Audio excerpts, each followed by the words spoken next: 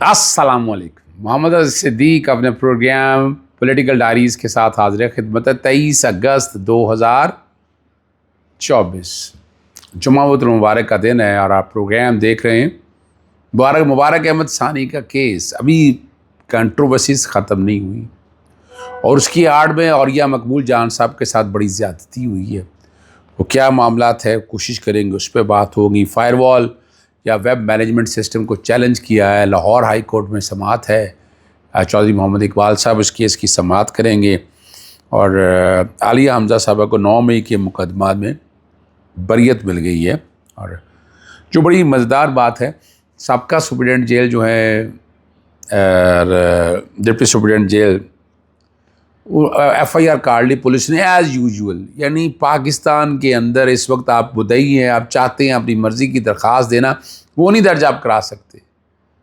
یہاں پولیس اور اندازہ لگائیں ستیہ ناز، میں چیلنج کر رہا ہوں، آپ منگوا کر دیکھ لیں کہ ان ایف آئی آروں کا انجام کیا ہوا ہے۔ یعنی فسطائیت کی یہ حد ہو چکی ہے پاکستان کے اندر، اور حال کیا ہے۔ اور جلسے ملتوی کرنے میں بہت سی گفتگو ہوتی رہی، زیادہ لمبی بات تو نہیں کروں گا، بس 2-3 باتیں میں آپ کے ساتھ کر کے میں باقی ایشوز کی طرف جانا ہے۔ مبارک ثانی کیس میں بھی گفتگو کرنی ہے اور یا مقبول جان صاحب کے کیس کے حوالے سے بھی گفتگو کرنی۔ دیکھیں، لوگ چارج تھے بہت، یہ تو اس میں تو کوئی شک نہیں ہے۔ میں بھی لاہور سے نکلا اور 6:10 تھے، 9 بجے اسلام آباد میں پہنچ گیا۔ راستے میں اتنی رکاوٹیں تھیں کہ 10 سے 12 جگہ 10 تو تھی موٹر وے کے اوپر۔ اس کے بعد اسلام آباد ہائی کورٹ داخل ہونے کے لیے، اسلام آباد داخل ہونے کے لیے آگے جتنی رکاوٹیں تھیں، اور وہ بدماشی کہہ سکتے ہیں، پیار محبت سے تو مانتے نہیں ہیں، اور اس طرح کر کے تو میں وہاں سے نکلا ہوں، ورنہ تو ان کا ارادہ نہیں تھا کہ آپ کی بات بھی، اور ساری پولیس جھوٹ بول رہی ہے۔ یعنی وہ کیا چکر دے رہے ہیں، آپ سائڈ سے نکل جائیں، ادھر سے راستہ ہے، لوگوں کو مین ٹریک سے ہٹا کر کتنا ظلم کیا ان لوگوں نے۔ اور میں نے تو کسی بھی ایک پولیس والے کی بات پہ یقین ہی نہیں کیا، جھوٹ بولتے ہیں سارے۔ اور پورے پنجاب کی پولیس اور اسلام آباد کی پولیس، جب ہم اسلام آباد ہائی کورٹ پہنچے تو پتہ لگا کہ جلسہ منسوخ ہو گیا ہے۔ شعیب شاہین صاحب بھی تھے، ہم بھی تھے سارے۔ تو اچھا تو کسی کو نہیں لگا کہ لوگ موبلائز ہوئے تھے، لوگوں نے پہنچنا تھا، تیاری پوری تھیں اور بڑا نتائج کھولتے۔ اور مجھے یہ بات بتا دوں آپ کو، ایوانوں میں مصیبت پڑی ہوئی تھی اس جلسے کی، اس جلسے کا خوف کتنا تھا۔ اب عمران خان صاحب کو جیل میں کیا کچھ بتایا گیا، کیا بریفنگ دی گئی، بتایا ہوگا کچھ نہ کچھ نا۔ 9 مئی جیسا ثانیہ دوسرا نہ ہو جائے۔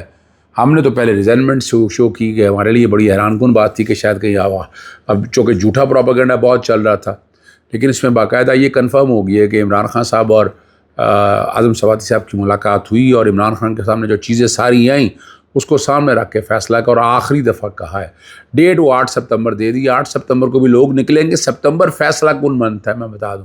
اگر سپتمبر گزر گیا تو یہ بات آگے نہ چلی جائے، تو سپتمبر میں لوگ سڑکوں پر ہوں گے، اور یہاں پارٹی کو ڈیوائیڈ نہیں کرنا۔ اب اس چکر میں کوئی چوڑیاں پہن لیں یا اس طرح کے، چھوڑیں ان چیزوں کو، ایک موقع اور آگے چلیں۔ آپ آپس میں تقسیم نہ ہوں، یہ ڈیوائیڈ اینڈ رول کی پالیسی سے بچ جائیں، آپ کو فائدہ رہے گا، یاد رکھیے گا۔ آگے آتے ہیں معاملے کے اوپر، فائر وال یا ویب مینجمنٹ سسٹم پہ وفاقی حکومت یا باقی سب کو فری۔ چودھری محمد اقبال صاحب کے پاس لگی ہے، چھٹیاں شروع چل رہی ہیں، اور اس میں ایشوز بہت رکھے ہیں۔ میں نے ایک چیز عدالت کے سامنے رکھی ہے، اپنی ساری جتنی انویسٹیگیشن یا جتنی انکوائری کی ہے وہ سارا ڈیٹا سامنے رکھا ہے، پوری دنیا کا نظام سامنے رکھا ہے، اور پالیسی ڈائریکٹیو کے حوالے سے، انٹرپریٹیشن کے حوالے سے بات آنی ہے۔ سپریم کورٹ کی ججمنٹ کا بھی ذکر کیا ہے کہ وہاں سیکیورٹی کنسرنز کے حوالے سے بات آنی ہے ساری۔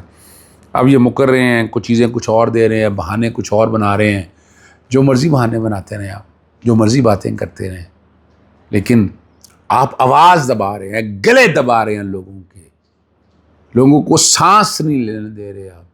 اور قصور اس پی ڈی ایم کی حکومت کا، صرف حکومت پہ قبضہ رکھنا ہے ایک ملازم کی طرح پہ۔ میں تو نواز شریف کو ایک ملازم سمجھتا ہوں، بارہا میں اس کا تذکرہ کرتا رہتا ہوں۔ انشاءاللہ امید ہے کہ صبح نوٹس ہوگا اور یہ چیزیں آگے کی طرف جائیں گی، اور اس میں اب وزارت اور باقی یعنی ٹیلی کمیونیکیشن اتھارٹی ہے، پی ٹی اے ہے، ministry of information technology, and telecommunication ہے جس کے انڈر نیچے یہ آتا ہے رولز آف بزنس کے تحت سارے متعلقہ جو محکمے ہیں ان کو دیکھنا ہے اور ان کے کانٹیکس میں بات ہونی ہے ساری، اور کوشش یہی ہونی ہے کہ یہ کیا ہو رہا ہے، اس کی سپرویژن کیا ہو رہی ہے، کیا قانون سیکشن 54 اجازت دیتا ہے اس بات کی، سیکشن 54 پہ گفتگو ہوگی۔ چلیں اب آگے آپ کو یہ بیک گراؤنڈ پہ ریمانڈ پیپر چل رہا ہے اور یہ مقبول یہ اس کی نگرانی دائر کرنی ہے، اس کو چیلنج کرنا ہے کہ یہ اختیار سے تجاوز ہے زیادہ۔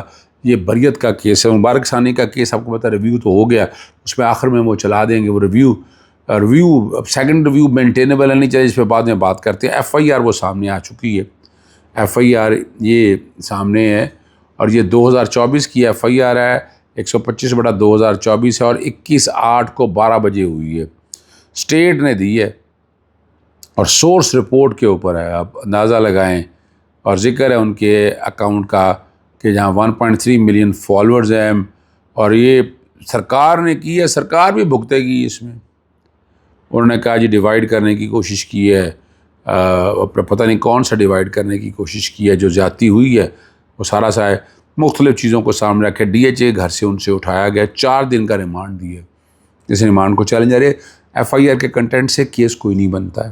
کل انشاءاللہ ملاقات بھی ہوگی، کوشش ہوگی نگرانی بھی دائر ہو جائے اور کوشش کریں گے کہ ریمانڈ آگے نہ ہو۔ یہ ڈسچارجگی کا کیس ہے، اور یعنی کیا ہے، کیا ایک بندہ مسلمان نہیں ہے، غیر مسلم ہے تو غیر مسلم ہے، جس کا کلمہ جس کا ختم نبوت پہ یقین نہیں ہے وہ مسلمان ہو ہی نہیں سکتا۔ یاد رکھیے گا، اگر ختم نبوت پہ یقین ہے تو آپ مسلمان ہیں، اگر ختم نبوت پہ یقین نہیں ہے تو آپ مسلمان نہیں ہیں، چاہے کوئی بھی ہو، کوئی بھی فرقہ ہو، کوئی بھی ہو، سوال ہی پیدا نہیں ہوتا، یہیں بات شروع اور یہیں سے ختم ہے، اور اس پہ بڑی لمبی چوڑی بحث ہو چکی ہوئی ہے۔ اب آپ کو اسی کانٹیکسٹ کو سامنے رکھتے چونکہ اس سے جڑا ہوا اپنا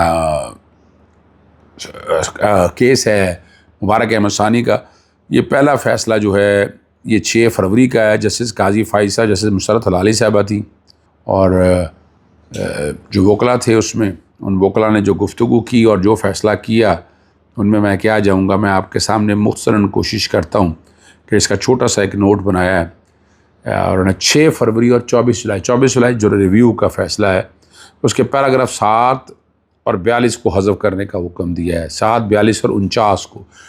فیصلے میں نہیں لکھا 2 صفحوں کے فیصلے کے اندر، لیکن یہاں تذکرہ یہی ہے کہ اس کو اب اور جب تک تفصیلی فیصلہ نہیں آ جاتا، یہ دیکھیں ایک بڑا لیگل سوال ہے۔ لیگل سوال یہ ہے، نظر ثانی ایک نظر ثانی دوسری نظر ثانی ہو نہیں سکتی۔ سپریم کورٹ متفرق درخواست میں لارجر بینچ بنا لیتے تو کیا حرج تھا، once for all chapter close ہو جاتا۔ اور ویسے بھی یہ بیل کے میٹر میں آپ کہاں تک چلے گئے؟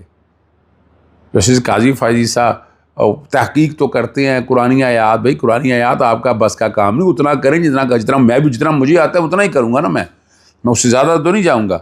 اور میں احمدیوں کی ممنوع کتاب اور تبلیغ سے متعلق ذکر کیا گیا تھا کہ آپ گھر بیٹھ مسجد میں کر سکتے ہیں، گھر کر سکتے ہیں، اور بات بڑی واضح ہے۔ 6 فروری کو ملزمان کی ضمانت اور فرد جرم سے بعض الزامات حذف کرانے کی درخواست کی سماعت کی مقرر ہوئی۔ ضمانت مسترد ہونے کے بعد 16 نومبر 2023 کے فیصلے کے خلاف دائر کی گئی تھی۔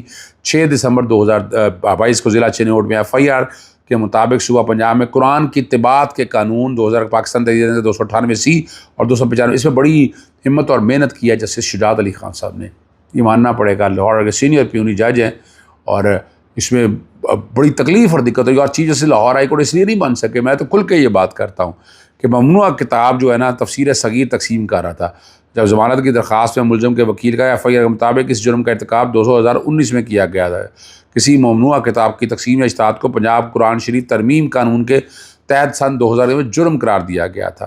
جسٹس قاضی فیصلہ میں لکھا کہ چونکہ سن 2019 میں ممنوع کتاب کی تقسیم جرم نہیں تھی، اس لیے دار پر یہ فرد جرم عائد نہیں ہو سکتی۔ آپ اندازہ لگائیں اس حد تک جسٹس قاضی فیصلہ نے پڑھے بغیر، اور پیراگراف 7 اور 42 میں کیا کہا گیا، جو میرے پاس لکھی ہوئی ہے میں وہ چیزیں آپ کے سامنے بتا رہا ہوں۔